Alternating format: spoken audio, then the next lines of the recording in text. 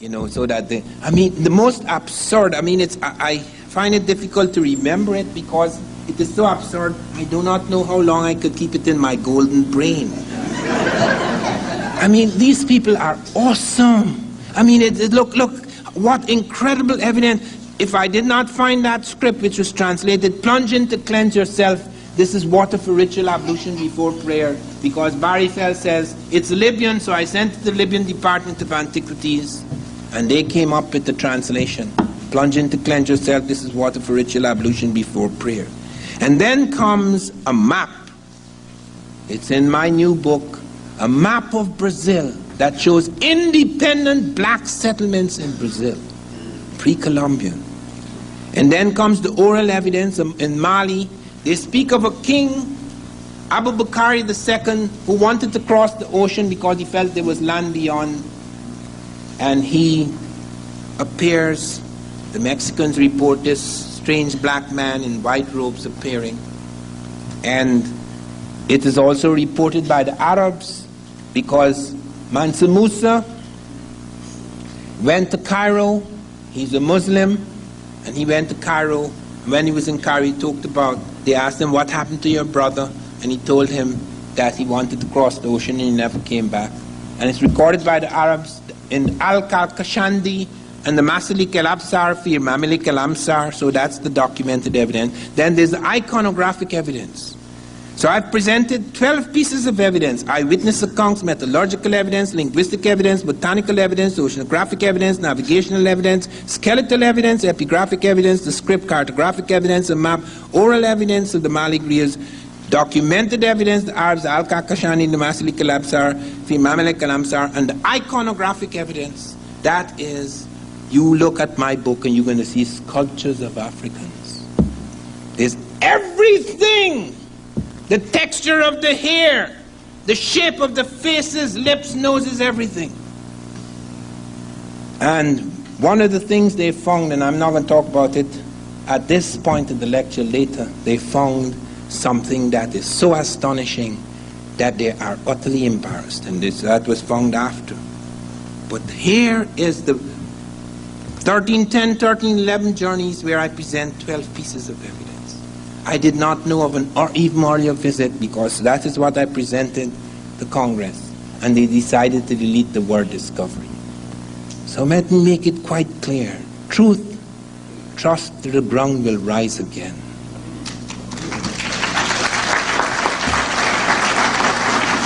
Now we come to another part of this BC, something that happened before Christ.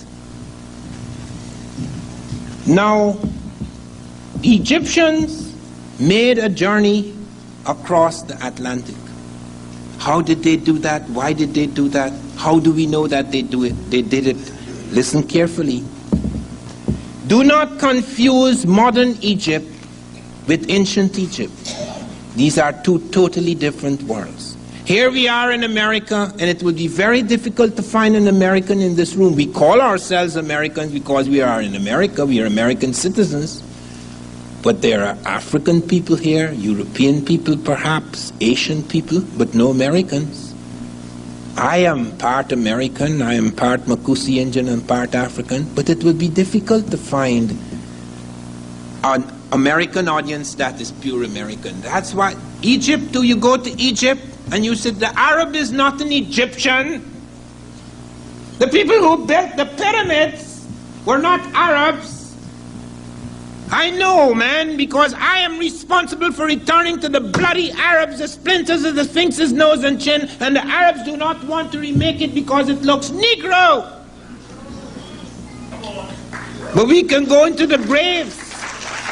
We can go into the graves and we find the hard evidence. The skeletal evidence is overwhelming. But you see, Egypt was so rich. The Africans were so extraordinary. And they were not superior people. You don't have inferior and superior people. This is what makes you superior and inferior. A certain vision of the world. A certain vision of yourself. Many of us have been destroyed, reduced, because we've been made to accept other people's vision of us.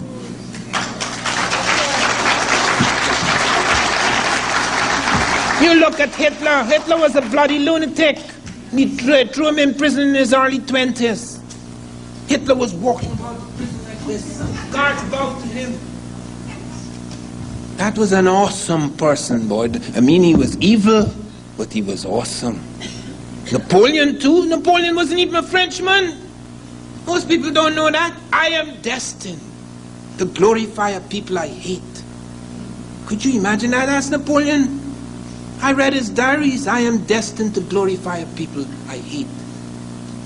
And then the one thing I regret most in my life, this is Napoleon. The one thing I regret most in my life is that I did not make Toussaint. I did not make the black Toussaint governor of Haiti. I blame it on my black wife.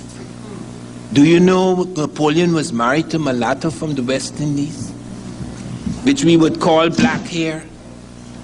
But do you know, she was the prejudiced one, not Napoleon. Napoleon wanted to make Toussaint governor of Haiti. His wife said, no, why would you give up territory to nigger?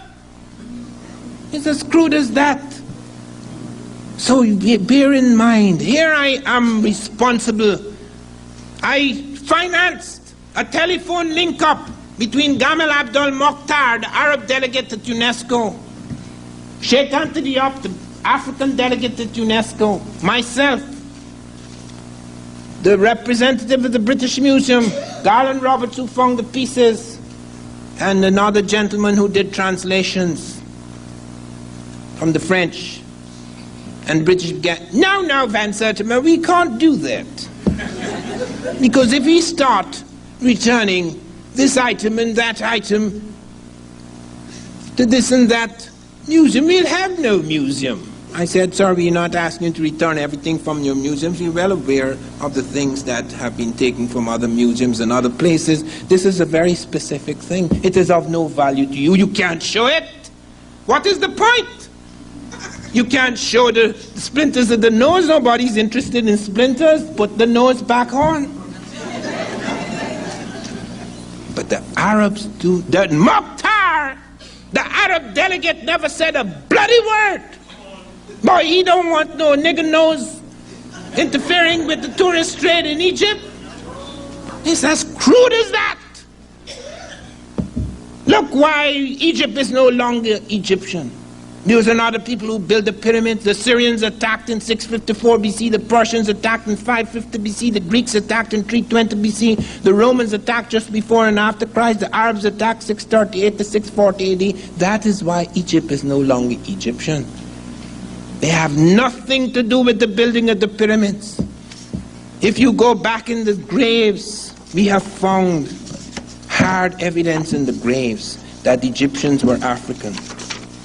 Let me listen to the anthropologists, all the great anthropologists. Because this is hidden, this doesn't come out in history books. The earliest human fossil found in Egypt was the skeleton of the Nazlet Kata man found near Tata, Egypt, which was dated 35,000 to 30,000 years before Christ. Regarding the racial affinity of this skeleton, Thoma concludes strong alveolar prognatism combined with fossil Prinacilis and an African skull is suggestive of Negroid morphology. He proves it's a Negro. Then comes Wendorf, 1982. Wendorf discovered the skeleton at Wadi Kubaniya, located 10 to 15 kilometers north of Aswan in Egypt. This skeleton dated approximately 20,000 years before Christ. The wide nasal aperture, lower nasal margin morphology, presence of the sulcus prinacilis, wide interorbital distance and alveolar prognatism demonstrate affinities with broad African variants. All of the great anthropologists, archaeologists, Thoma, Fehrenbach, Wendorf, Stewart, Green, Armilagus, Wrightmore, Crawford, all of them prove that those early Egyptians in the Pyramid Age were African. That's the reason why Mokhtar, the Arab delegate, doesn't want a Negro nose on the Sphinx. Because they don't want to relate back. But the Germans sent me, I have it in my new book, you see a beautiful color photograph showing you what the world was 1200 years before Christ. The black is on top of the world. He is in charge of Egypt. There's no question about it. And they built the pyramids. The Japanese came to my friend Sheikh Anthony Diop, seeking advice on building a pyramid. And Sheikh Anthony Diop said, do not use bronze tools. And the Japanese said, how could you say that? The last stage of the Egyptian was the Bronze Age. And he says the last age is not the best age. You cannot. The Japanese would not listen. They went there, they made such a mess, they had to throw them out. Bronze tools, the tools broke. They had to use air jackhammers in order to cut the stone, and they could not cut it, the stone the ancient blacks in Egypt did. Let me tell you, this is scientists reporting with amazement at how these Africans cut stone. The mean variation of the cutting of the stone from a straight line and from a true square is but 0.01 inch in the length of 75 inches up the face, an amount of accuracy equal to most modern opticians' straight edges of such a length. In other words, we only cut eyeglasses like that. These joints, with an area of some 35 square feet each, were not only worked as finely as this, but were cemented throughout, though the stones were brought as close as 1/500th of an inch, or in fact into contact, and the mean opening of the joint was 1/50th of an inch, yet the builders managed to fill the joint with cement, despite the great area of it, and the weight of the stone to be moved some 16 tons. To merely place such stones in exact contact at the sides would be careful work, but to do so with cement in the joints is almost impossible. This is Flinders Petrie, our inheritance of the Great Pyramid, London, 1874.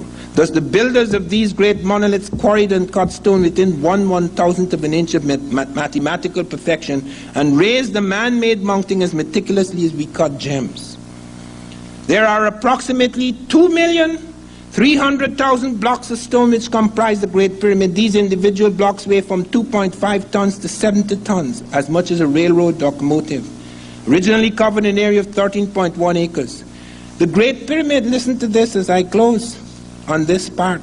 The Great Pyramid contains more stone than all the churches, chapels, and cathedrals built in England since the time of Christ. If all the stone in this pyramid were sawed into blocks 1 foot on an edge, and these were laid end to end, they would stretch 2/3 of the way around the globe at the equator. The Great Pyramid contains enough stone to construct 30 Empire State Buildings.